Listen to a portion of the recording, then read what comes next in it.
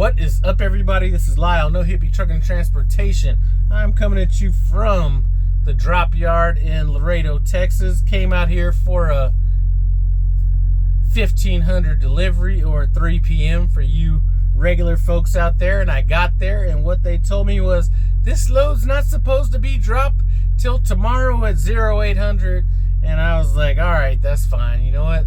Let me let that weather kind of chill out up north a little bit. I'll be back tomorrow at 8. I could use to relax anyway, so I came down here to sit at this yard. Had I known this yard was like this, because I hadn't been here before, I would have stopped at a truck stop. There was a couple truck stops that I was thinking about stopping at, but I was in the wrong lane to make that turn. And when you're driving in Laredo, Texas, this prison rules out here. Nobody's letting you in unless you force your way in, and I just didn't see that opportunity. But that's what's going on. If Myra happens to be watching this, Merry Christmas, Myra. Anyway,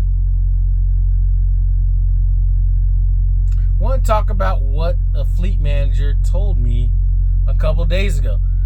Now, I was just up in Minnesota, Idaho, all that stuff, minus 8 degrees and all that.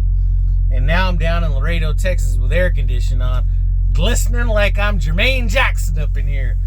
But, you know, I dropped off a load in Hopkins, Minnesota, and I had a 300-mile deadhead. If you saw my last video, I almost jackknifed like 3 times. One of those was serious, where I thought I was going to be off in a ditch. And eventually I did make it.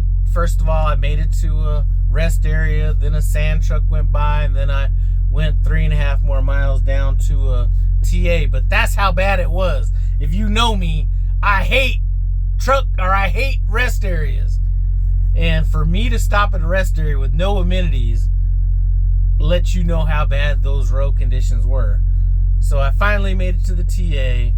I was supposed to pick up like the next day, and I told the fleet manager, weekend dispatch, I'm not going to be able to make it.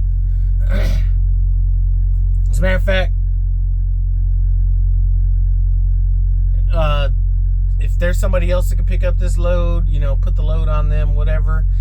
And he said, you know, how am I going to put somebody else on the load if you already told me the driving conditions were bad? And I was like, well, I'm not sure if you had trucks in the area, whatever it is. I don't have a problem with the load, but I do have a problem getting there.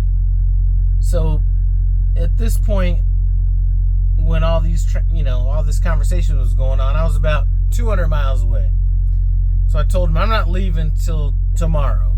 Then the next day came, and I was looking at the road conditions, listening to what people were saying on the CB, and I told him, this is about 5 in the morning. Told him I'm not going to leave till tomorrow morning. And, he's like, all right, just do whatever you think. And, that kind of surprised me. So a little bit later, we were kind of going back and forth, and the sun had kind of came out. It was still like 2 degrees, so that sun wasn't really doing much. But I said, we were kind of talking about it, and I was like, well, do you really want me to stay on this load, or do you want me to reposition? Because I can reposition down south, because the highway going down towards Iowa, was 35 down in Iowa, wasn't as bad as 90 going towards South Dakota. And basically he said there's really no trucks in the area that haven't been planned on loads already, so just stay on the load, sit out as long as you need to sit out. So I was like, all right. I said, at noon I'm gonna leave out of here, see kind of what the roads are like, and then if they're cool, I'll pick it up. So I left out at noon,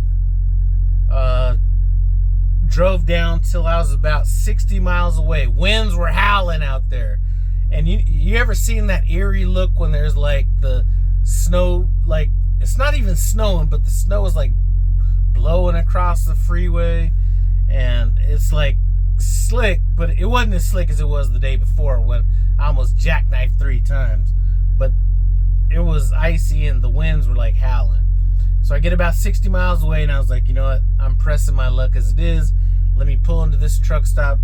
Pulled into the truck stop and said, you know, talked to Weekend Dispatch, and I said, listen, it's icy, windy, and I'm empty.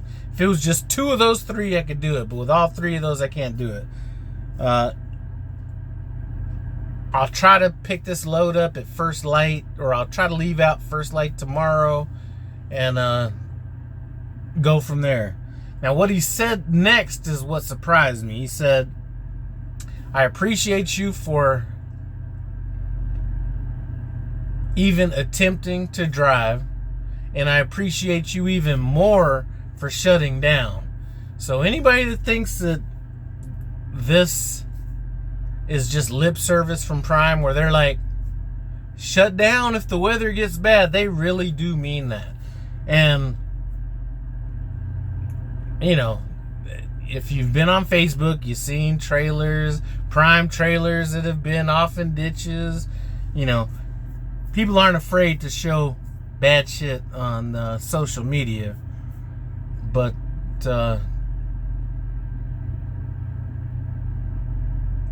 it's not. They'd rather have you shut down than have you in a ditch. So the next morning I picked it up. You know, once I got some weight in me, everything was good to go. Came down here, and I'm putting this video out because, you know, a lot of people that watch this channel, or the majority, well, maybe, I don't know if it's the majority or not, are brand new drivers. And I know that we put pressure on ourselves. You know, maybe the new drivers don't, but some of the people that aren't necessarily kind of between experienced and seasoned drivers will kind of put this pressure on themselves, like, you know, I don't want to be late, I want to get the load there, all this kind of stuff.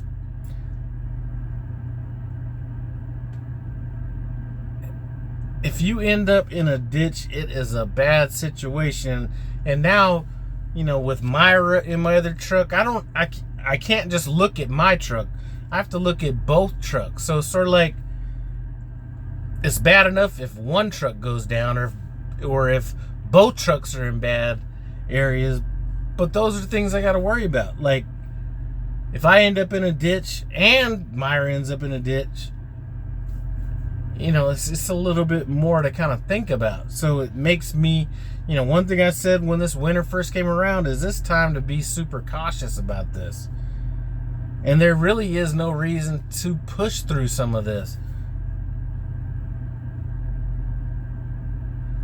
So if you happen to be out there, maybe driving for a few months, you know, maybe a year or whatever, and you feel like there's this pressure, because I felt pressure to get to this shipper, and it wasn't pressure that anybody was putting on me other than myself. So don't allow that pressure to motivate you to do something that you shouldn't be doing. There's always another load. There's always more money to be made.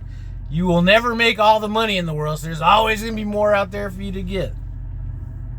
You know, they tried to give Myra a load going from Salt Lake City out to the same place I was at.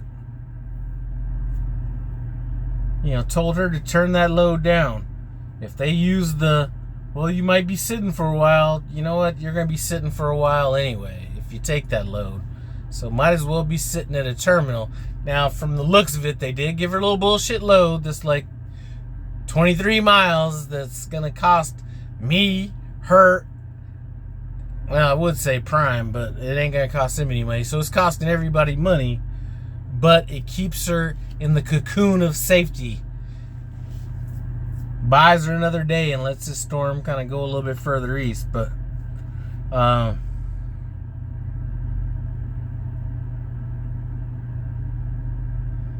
be smart about this. That's all I'm going to say.